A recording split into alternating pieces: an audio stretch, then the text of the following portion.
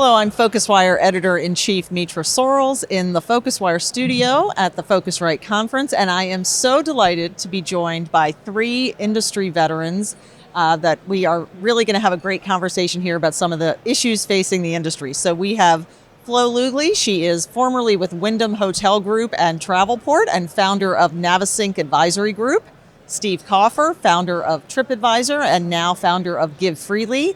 And Kathy Misunas, formerly with Sabre and Reed Travel and founder of Essential Ideas. Welcome to all three of you. Thank you. What an opportunity to get the three of you together. And I do want to acknowledge all three of you have now been inducted into the Phocuswright Hall of Fame. So that is wonderful. Thank you for that. To have that. Quite an honor.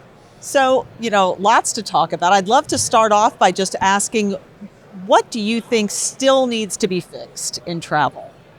And anyone can jump in. This is just a conversation. I'm sure we'll all have a few things to add, but when we think about how complicated it remains to plan a trip, it is still, like with all of the new inventions, with all the technology, there's still quite a lot of effort that one has to go through for no obvious reason, given that pricing is generally available, logistics are well known, but it's been hard for any company to kind of pull it all together and make it truly easy for a consumer. Yeah, I agree with that. I mean, you take hospitality, for example, the fragmentation of the ownership, the management, and the fragmentation of technology makes it really hard. I talk to some founders who say, I'm just going to go out there and I'm going to connect all these hotels.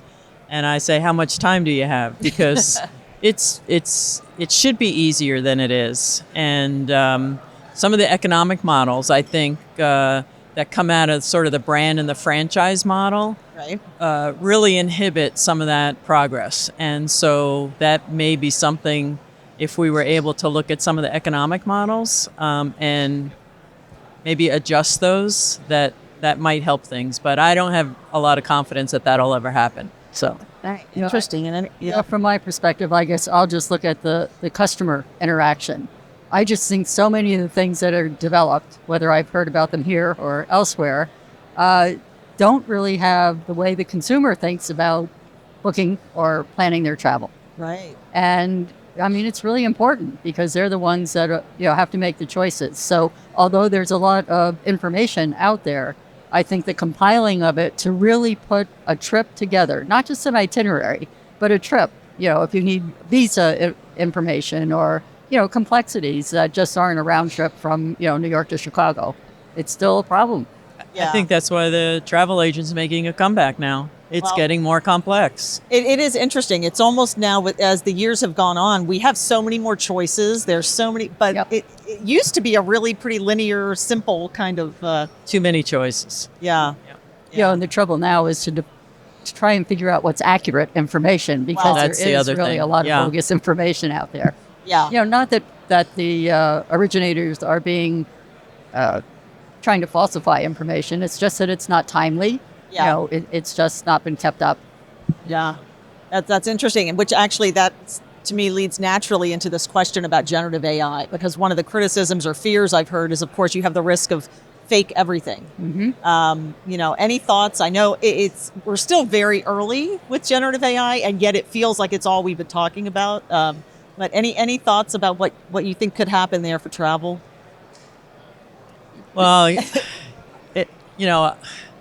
I did a search on a generative AI platform, and it gave some information. I asked about the background of a person who I knew, and it gave all kinds of false information and jobs that they had. And I don't know where they got it, but I think one of the things to think about more from a more practical perspective is if you're using an open platform and you're putting your own company's data in that data is now out there, available for everyone else. And so I think companies need to really think about policies around how their employees are going to use generative AI and police it a little bit, because it could open up a lot of issues relative to confidential information being out there, IP getting out there into the open world when the intent was not that, but Right. because they didn't understand how it works, that was the result. Yeah. No, certainly there's that as a concern. I'm personally particularly concerned about deep fakes, false information. As we get used to not believing what we read, it's going to be hard for all of us to get used to not necessarily believing what we see, the real videos coming out. Right. But that's a society issue in my mind. To travel, I think it's going to be great.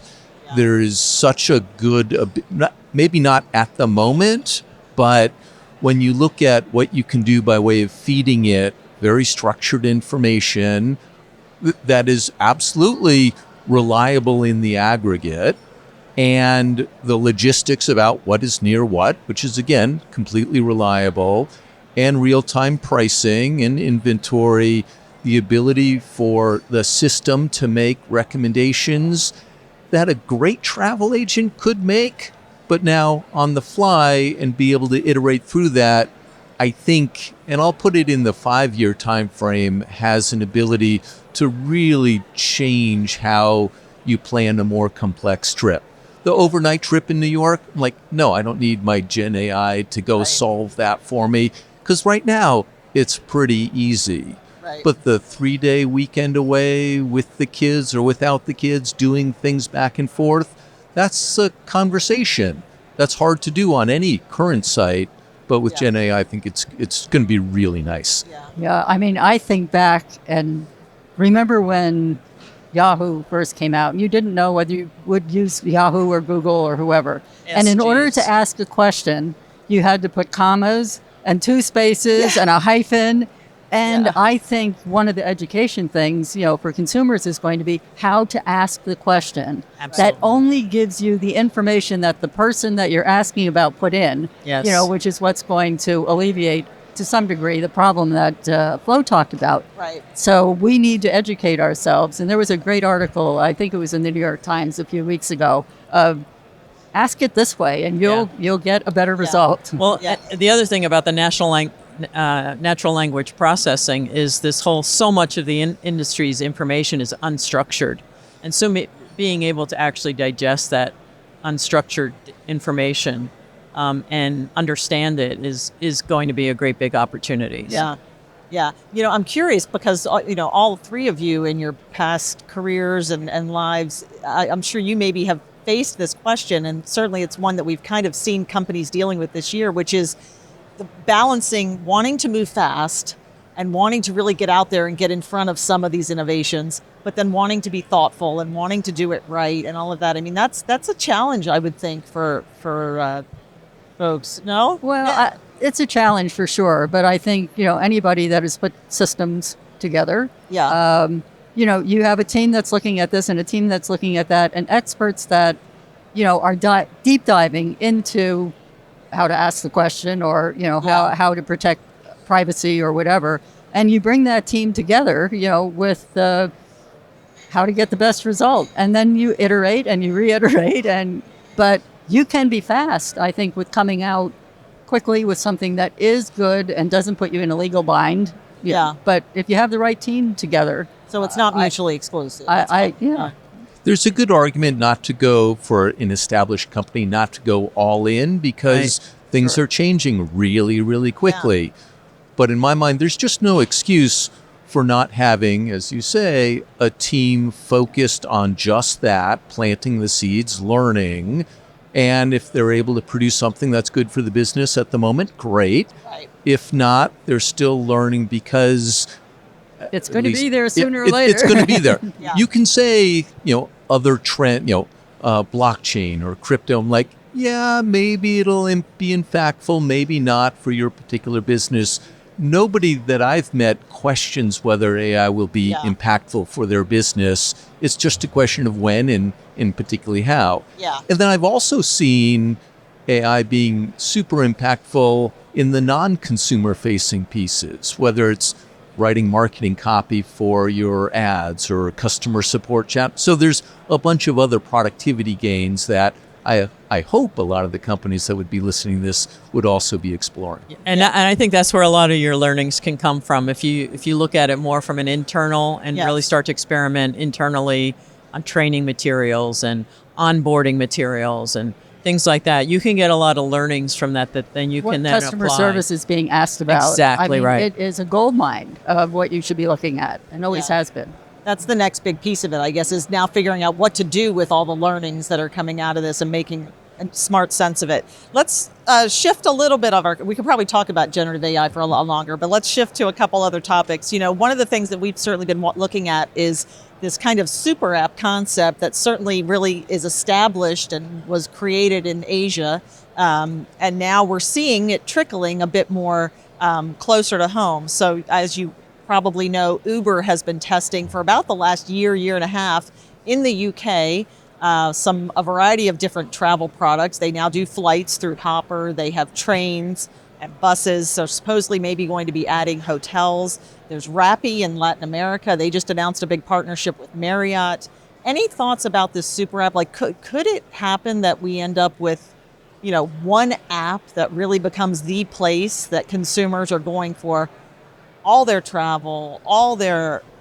You're laughing. I think that's a no. Yeah. It's not that it's a no. I just don't, in all my many years of being in this space, see that customers trust, that a company who is supposed to be a ridership company can also offer this, that, the other thing, and do it well. And I can give many, many examples. So could it happen? Sure. But we also still don't have the super PNR in the travel industry. Or settlement. Yeah. So, there are just so many things that are involved in making it happen. Right. That I think it's not the least of which is consumer use. Right? Well, and I think in Asia it was driven more sort of from a genesis of a payment app, right? So they had their payment information in this place, and because payments in Asia were challenging to some extent. I mean, some people still had to run to the local convenience store to pay for their airline ticket, right? So that was really the genesis of those super apps. I don't think you have the same issues in maybe the West, nor I think, from a consumer perspective, I think Kathy's point about trust is, I don't even go to Uber, to look at what I'm going to order for food, even though they want me to. So I'm certainly not going to go to them for air, for sure. So Right. I would have to agree with both of you. I don't quite see the consumer need for the Western worlds here to be able to get the modicum of convenience of just one app. So we'll see. That's right. We could be Somebody proven wrong. Right? That's exactly right. And good for them. It won't be the first time either. So Let's just talk a bit about kind of Gen Z, younger generation travelers. Anything that sticks out to you there as far as shifts? Certainly we keep hearing that they're all using TikTok for their searches, and that's where they go first for their inspiration. And, what potentially are the implications for the industry as we think about younger travelers? I think, go ahead, Steve. No, I was going to point out the shift that we saw at TripAdvisor, which is it's more about the experience and what you're doing there, and that is certainly coming online. And I think as that population ages, it'll be more about the experience at the expense of the luxury of the hotel, for instance. Whereas, our parents were perhaps more focused on the room service, the quality. My generation, maybe a mix, but I'm like, and I compliment the younger generation on being more focused, less on the material and more about how am I exploring this new town in ways that I'll remember and be able to share. And then they'll share it on TikTok and Instagram. And I think that's wonderful because that's a great way to open the eyes of that generation to the big world that's out there, which I think has wonderful societal benefits. Yeah, I mean, the generation, they're far more influenced by peers and influencers in general, right? Yeah. So that's why they're following TikTok, because they're following that influencer to sort of, get an idea of what they want to do. So I think, from a travel company, you have to understand not only where they're getting their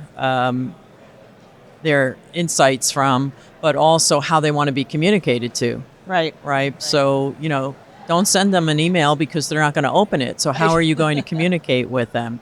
And I don't know. I think, TikTok, when you really dig down to it, it's kind of a mix. And I think there's other social platforms that I think are far more effective in getting your message across. That influencers that you can get with influencers on. We'll see where it all goes. Now you have Reels. I mean, you have other platforms that are sort of getting into that whole video craze. So yeah, it's all about the video. Yeah, I mean, I think the danger, as I've walked around and listened to some of the investor panels and things like that, is the startups seem to be getting a little bit engaged with the question of Gen XYZ, whoever it is, as a persona. And that, we all know, has never worked because every trip is different. Every experience is different. Everybody, you want something one day for a trip. And that's a bad trap to fall into. So if there's any advice I could give as part of this is, forget about the persona thing. A generation, is not a persona. Yeah, no, that's a valid point. You'll be wasting a lot of time, I believe. That's a valid point. Another thing that I certainly want to get your take on is how you feel about what's happening with efforts to improve diversity across the travel industry. It's something we've been talking about for a while. Do you feel hopeful and optimistic about the way you see things moving, or maybe is it going too slowly? I mean, what's your take on that? I think in travel, it's, I think, diversity. I mean, if I look at the hotel industry as an example, very, very few senior executive women or people of color, very few people of color outside of Asians for franchising. It's just not attractive to them. So I think they have to, some of the companies are doing some interesting things there. Wyndham is doing some things, Red Roof doing some things. But I think that, there's still some work to do there, especially in executive positions, board roles, things like that. I think there's a lot of work to do. I think we're not maybe far behind others because I've been on a board director, for other industries, and everybody's struggling with this, but it's very slow to happen. Although I don't agree with what California did, which basically said you had to mandate. For board members. So I think, I still believe that, the best person should get it. But I think, I was talking to a former colleague, and he's CEO of a Asian Indian company, and his board is all Asian Indian men. And I said, you need, and all senior executives and I said, you need some diversity on that. I don't care if it's a woman or if it's, whatever, you have to get somebody else on that board. So, I would only add that this sort of change, in my opinion, takes time. It never goes fast enough.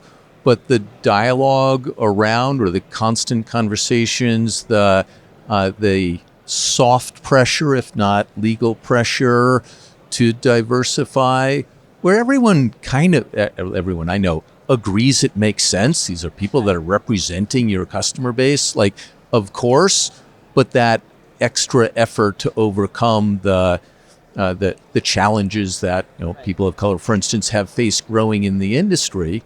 I think it's great, and I think it's wonderful to have folks like yourselves continuing to ask those questions, because it does percolate up to the board and to the senior leadership when those next decisions happen. And so, it's not fast enough, but... And the pool has to expand. I mean, that's really the thing. We, in boards especially, we so traditionally looked at how things work. Well, if you need a chair of a committee, then you need this type of expertise. That whole kind of schematic of an organization on the board needs to change, and that just changed Experience the pool. Needs to really... I don't remember being a part of the conversation 15 years ago. Yeah. Right. That's true. And so like, That's true. now it's in every conversation That's true. I Fair was enough. involved with as an exec or as a board member. Okay, that's Yeah. I would say, I think for the younger, let's say younger women in the industry, I don't think that they have to, I don't want to say put up with, but go through some of the experiences that we did when we were their age. So that's some That's a movement in the progress, direction, right? too. Yeah. So, and maybe we can kind of wrap up here. I would love to just get each of your take on this question of a bit of advice that you might give to someone very early in their career entering the travel industry in some way, a type of company that maybe you folks have worked at over the years. Kathy, maybe if you want to just start us, what might you advise? I would advise to look at the leadership of the company, Okay. because, if you're getting the vibe of it's do what I say, not what I do, I wouldn't touch it with a 10-foot pole. So leadership to me is, kind of a part of Yeah, my- hire your boss, right? Yeah. Yeah. That's a good phrase. I would urge folks to learn how to network and take the time to network at a much earlier stage and then throughout your career, even when it's just kind of not obvious it's going to pay back or be worth the time. But the more people you can tap into for mentorship, the more people you can bounce ideas of, the more people that in turn will switch jobs and do something else that you will then know at those other companies. Yeah. I personally Good really advice. didn't pay attention to it, Right. and I kind of regret it. And so, if I can add a part B, be open to new possibilities. Yeah. So I've met so many people that aren't happy where they are, but fear that notion of change. It could be worse somewhere else. Yes, it could be, and then you would move on again. Right, It's right. not the end of the world if you make in most cases, if you make a bad choice. Do your homework, but it's a big world out there, and there's lots of different ways that you can become great at what you're intending to do. And Yeah, it's certainly more acceptable these days to change jobs, Right. Than Yeah, back when we in were that way. doing it. Before you jump in, I was just going to say on that point about the networking, which I think is extra challenging nowadays because so many people are remote. Yeah. And that's probably a whole nother conversation, but that's potentially a real How to do challenge it. for younger, early career folks Yeah. when they're sitting at home. But Yes. Well, I would echo what both Kathy and Steve said, but then I would add to just have an approach to continuous learning. yeah, Volunteer for projects, and challenge yourself on new things. So if there's something, jump in on different things and volunteer to do some things in your company that may be outside your job scope. You'll get some great learnings, and attend conferences like this and others, and just make it a habit of continuous learning, reading, subscribing to newsletters, and staying on top of the industry. I mean, that's great advice for anyone. Right? Yeah. In any field. So wonderful. Well, I want to say, Kathy and Steve and Flo, first of all, thank you for the service that you have provided to this industry and to the world as far as travel. And thank you for taking some time to talk to us here in the PhocusWire studio. Thanks for the An opportunity. absolute pleasure. Yep. Thank you. Thank you.